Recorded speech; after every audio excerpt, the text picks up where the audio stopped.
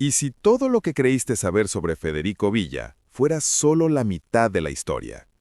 A los 84 años, poco antes de partir de este mundo, el legendario intérprete de Caminos de Michoacán dejó grabada una confesión que nadie esperaba. Una verdad enterrada durante más de 4 décadas. Un secreto que cambiaría para siempre la forma en que recordamos su legado. Hoy, esa grabación finalmente sale a la luz. Pero antes de revelártela, necesito que te suscribas a este canal, actives la campanita de notificaciones y dejes tu like, porque lo que estás por escuchar no lo verás en ningún otro lugar. ¿Estás listo para conocer al verdadero Federico Villa? Entonces quédate hasta el final, porque esta historia te va a estremecer. Federico Villa nació el 7 de octubre de 1938 en Zamora, Michoacán, en una familia humilde donde el hambre era más común que la abundancia. Su padre trabajaba de sol a sol en el campo, su madre vendía tamales para sostener a 5 hijos. Pero entre esa pobreza había algo que brillaba con luz propia, la voz de Federico. Una voz que podía llenar una plaza sin micrófono, que hacía llorar a los hombres más duros, que parecía venir de otro mundo. A los 11 años, sufrió el primer golpe que lo marcaría para siempre. Su madre cayó enferma de forma repentina y murió en cuestión de días. Desde ese momento, el canto se convirtió en su único refugio. En las tardes se le escuchaba entonar corridos mientras ayudaba a su padre en los surcos. Aquella tristeza se transformó en melodía, y la melodía en una necesidad vital. Pero había algo más, algo que nadie sabía entonces. ¿Qué secreto guardaba ese niño de ojos tristes que cantaba para olvidar? ¿Qué promesa le había hecho a su madre antes de que cerrara los ojos para siempre? Si te está gustando esta historia, déjame un comentario diciéndome cuál es tu canción favorita de Federico Villa. Durante su adolescencia, Federico combinó estudios técnicos con todo tipo de empleos, ayudante de sastre, mensajero, cargador en la estación de tren. Pero cada peso que ganaba lo guardaba con una obsesión. Algún día viajaría hacia la frontera norte y probaría su suerte con su voz. En los barrios populares le decían el que canta como Javier Solís. Pero él sabía que su estilo era más agreste, más desgarrado, más suyo. En 1959, con apenas 21 años, decidió partir hacia Ciudad Juárez. Vendió su reloj, empacó 2 mudas de ropa y se subió a un autobús sin saber si regresaría. Juárez en esos entonces era una ciudad caótica, pero llena de oportunidades para los músicos. Federico tocó puertas durante semanas, durmiendo en hostales baratos, cantando a cambio de comida en restaurantes y bares de mala muerte.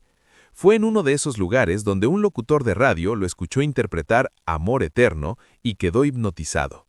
Le consiguió una audición en una disquera modesta, y aunque no firmó de inmediato, la semilla estaba plantada. Fue ahí, en la soledad de una ciudad desconocida, donde comenzó a escribir los versos que más tarde lo consagrarían. Uno de ellos, inspirado en las despedidas del terminal de autobuses, terminaría siendo su canción más icónica, Caminos de Michoacán. Cada palabra hablaba de su nostalgia, de su raíz, de aquella tierra que había dejado atrás pero que nunca salió de su pecho. Pero lo que nadie sabía era que en esos mismos días Federico conoció a alguien, una mujer que cambiaría su destino para siempre. ¿Quién era ella? ¿Por qué su historia nunca fue contada? No te vayas porque aquí es donde todo comienza a tomar un giro inesperado. En 1971, después de 12 años de intentos, logró grabar su primer LP completo. El impacto fue inmediato. En menos de 6 meses, su nombre sonaba en todo México y en las comunidades de migrantes en Estados Unidos. Caminos de Michoacán se convirtió en un himno. Los migrantes lloraban al escucharla, los padres se abrazaban, las madres la cantaban en la cocina mientras esperaban noticias de sus hijos en el norte. En menos de un año, Federico pasó de ser un cantante desconocido a encabezar carteles en los palenques más importantes del país. Fue invitado a programas de televisión como Siempre en Domingo, compartiendo escenario con figuras como Lola Beltrán, Vicente Fernández y Juan Gabriel. Sin embargo, su estilo no buscaba brillar con lentejuelas ni posturas grandilocuentes. Federico tenía algo diferente. Cantaba como si estuviera confesando, como si cada presentación fuera una despedida. A mediados de los años 70 recibió una propuesta inesperada, participar como actor en el cine mexicano. Su debut fue en La Ley del Monte, junto a Antonio Aguilar. Aunque su actuación fue bien recibida, él mismo admitió que no se sentía cómodo frente a las cámaras. Prefería que su voz contara las historias. Aún así, apareció en una decena de películas, casi siempre interpretando personajes nobles, humildes, hombres con pasados dolorosos, muy parecido a él. Pero detrás de ese éxito meteórico, Federico comenzó a cambiar. En entrevistas empezaba a hablar de la soledad, de las traiciones, del cansancio. La fama cansa cuando la familia se va, dijo una vez entre lágrimas. ¿Qué familia? ¿A quién había perdido? Si te está gustando esta historia, déjame un comentario diciéndome cuál es tu canción favorita de Federico Villa. En 1978, mientras preparaba una gira por Estados Unidos, sucedió algo que cambió su vida para siempre. Una llamada en la madrugada le informó que su padre había fallecido. Federico canceló todos sus compromisos y regresó a Michoacán para enterrarlo. Fue en ese viaje que, según él mismo contaría años después, la vida le mostró quiénes eran los verdaderos y quiénes solo estaban por conveniencia. A partir de ese momento, su presencia en los escenarios fue esporádica. Sacó algunos discos más como Hasta la tumba y Lágrimas del alma, pero ya no tenía el mismo brillo en los ojos. En los años 80, muchos notaron su cambio. Su voz seguía impecable, pero su cuerpo parecía arrastrar un peso invisible. Hubo rumores de depresión. Algunos decían que estaba agotado por su representante. Otros afirmaban que un amor secreto lo había marcado para siempre. Lo cierto es que poco a poco Federico comenzó a alejarse del público que tanto lo adoraba. En los años 90, su nombre ya no encabezaba los carteles como antes. Federico se había retirado en silencio, sin despedidas pomposas ni homenajes televisados. Se instaló en una casa modesta en Chihuahua, lejos del ruido y de los reflectores que durante décadas marcaron su destino. A los 84 años, su andar era lento pero firme. Su mirada ya no se escondía. Había finalmente conseguido convivir con los fantasmas que tanto tiempo lo perseguían. Y lo más sorprendente, había decidido hablar. Pocos meses antes de su fallecimiento, en julio de 2022, Federico grabó un audio privado que dejó en manos de un amigo de confianza con una instrucción clara. Cuando yo ya no esté, libéralo, que sepan quién fui de verdad.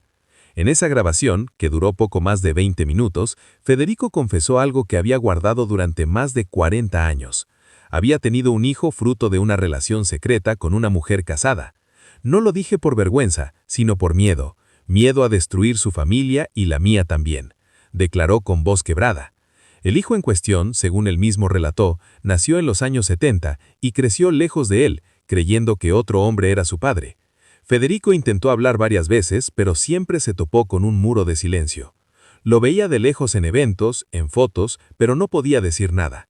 Esa fue mi condena más dolorosa, confesó entre lágrimas. Además de esta revelación, en la grabación, Federico habló de la lucha contra la depresión, de las noches en las que pensó en no despertar, de cómo la música lo salvó, pero también lo consumió. Canté para miles, pero nunca pude cantarle a quien más necesitaba escucharme, a mi propio hijo. Esta confesión sacudió a quienes la escucharon. Algunos la criticaron por llegar tarde, otros la entendieron como un acto de valentía final.